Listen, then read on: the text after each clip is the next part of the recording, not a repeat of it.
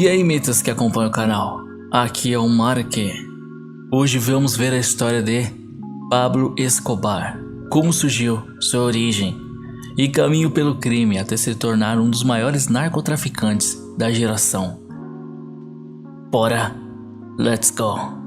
Es una carta ingenua, es una carta débil en argumentos, un cheque girado por $1 millón de pesos y uno no tiene conocimiento que se gira a nombre de uno. Pablo Emílio Escobar Gaviria nasceu em 1º de dezembro de 1949, em Rio Negro, na Bolívia. Ele foi um narcotraficante colombiano que conquistou fama mundial como o senhor da droga colombiana, tornando-se um dos homens mais ricos do mundo devido ao tráfico de cocaína nos Estados Unidos e outros países.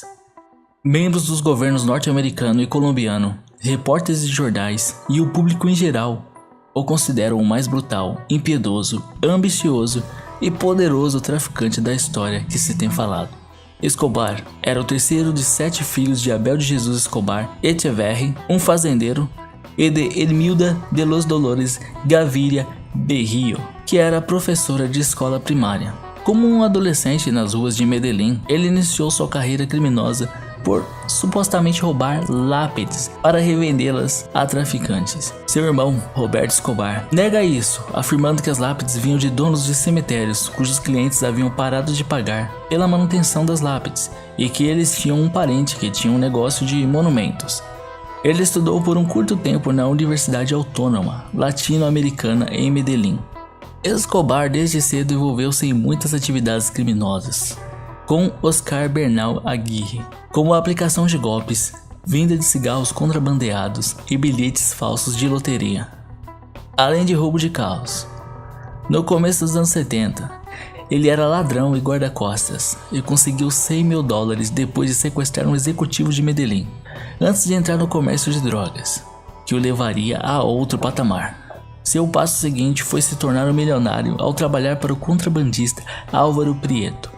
Sua ambição de infância era se tornar um milionário até os 22 anos, a qualquer custo. O irmão de Pablo, Roberto Escobar, descreve como Pablo passou da simplicidade e obscuridade da classe média para se tornar um dos homens mais ricos do mundo. No auge de seu poder, o cartel de drogas de Medellín estava contrabandeando 15 toneladas de drogas por dia, no valor de mais de $500 milhão para os Estados Unidos. De acordo com Roberto, ele e seu irmão gastavam $1.000 por semana com elásticos para embrulhar as pilhas de dinheiro, armazenando a maior parte dele em seus armazéns. 10% da fortuna tinha de ser descartada por ano, devido à deterioração por ratos, que se filtravam à noite e mordiam as notas de $100. Era tanto dinheiro que estragava. No ano de 1975, Pablo Escobar começou a desenvolver a sua operação de venda de narcóticos. Ele mesmo voou várias vezes, principalmente entre a Colômbia e o Panamá, para contrabandear a carga para os Estados Unidos, quando mais tarde comprou 15 aviões novos e 6 helicópteros. Em maio de 1976, Escobar e vários de seus homens foram presos e encontrados com 18 quilos de pasta base, depois de voltar a Medellín com uma carga pesada do Equador. Com esse fato, Pablo tentou sem sucesso subornar os juízes de Medellín, que estavam começando o processo contra ele. Em vez disso, depois de muitos meses de disputas legais, Pablo conseguiu subornar os 2 policiais que os prenderam, e o caso foi arquivado. Deste episódio em diante, ele começou seu padrão de lidar com as autoridades através de suborno ou de assassinato. Sinistro demais. Roberto, irmão de Escobar, afirma que Pablo entrou no negócio simplesmente porque o contrabando se tornou muito perigoso para o tráfico.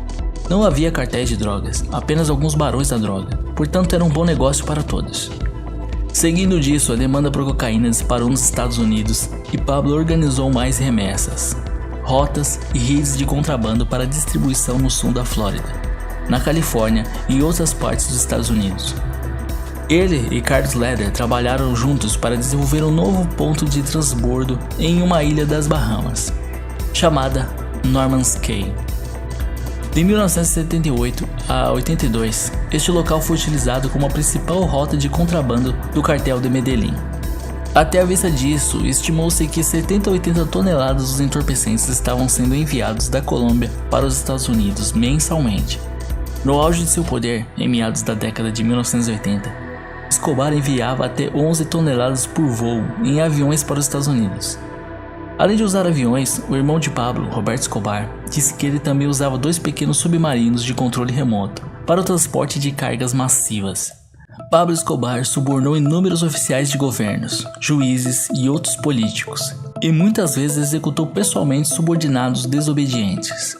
Corrupção e intimidação foram características predominantes do modo de agir do criminoso.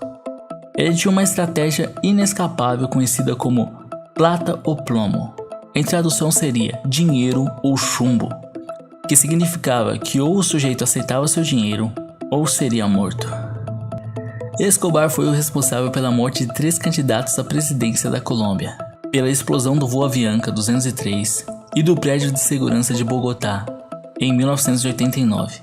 No seu auge, até a revista Forbes estimou Pablo Escobar como o 7º homem mais rico do mundo, com o cartel de Medellín controlando 80% do mercado mundial de cocaína.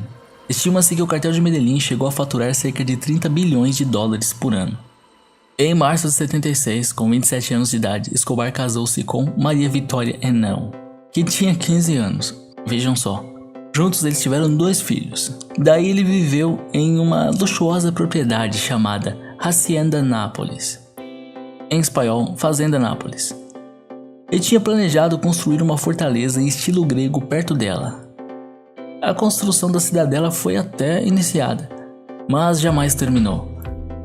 Uma curiosidade que sempre ouvi falar dessa bizarrice é que em 1989, o campeonato colombiano daquele ano foi suspenso exatamente após o assassinato de um bandeirinha, que teria errado em desfavor do Independiente, que Pablo era torcedor, em partida contra o América de Cali, clube associado ao cartel desta outra cidade, rival do cartel de Medellín.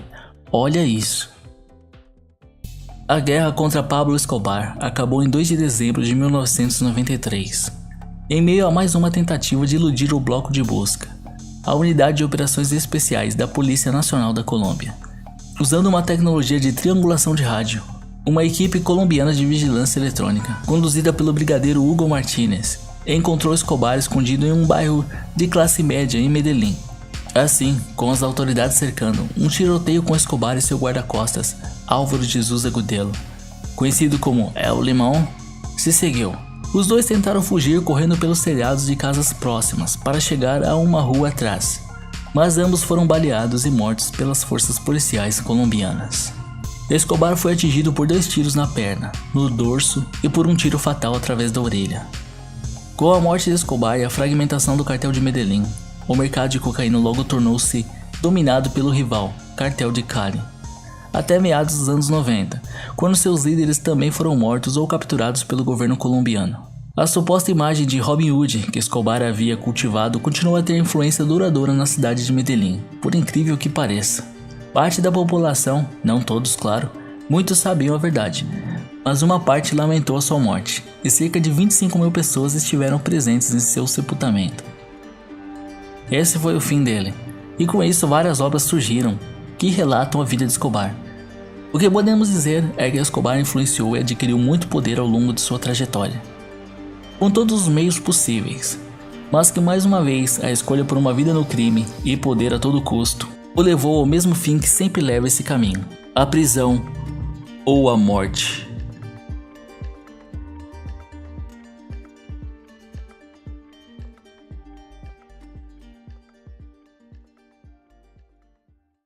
Então é isso aí, pessoal misto, espero que tenham gostado da história e curiosidade de hoje e de ter esse conhecimento adquirido. Para mais vídeos inscreva-se e deixe a sua curtida para o YouTube recomendar os vídeos. Eu agradeço a companhia e a atenção e nos vemos na próxima. Adeus!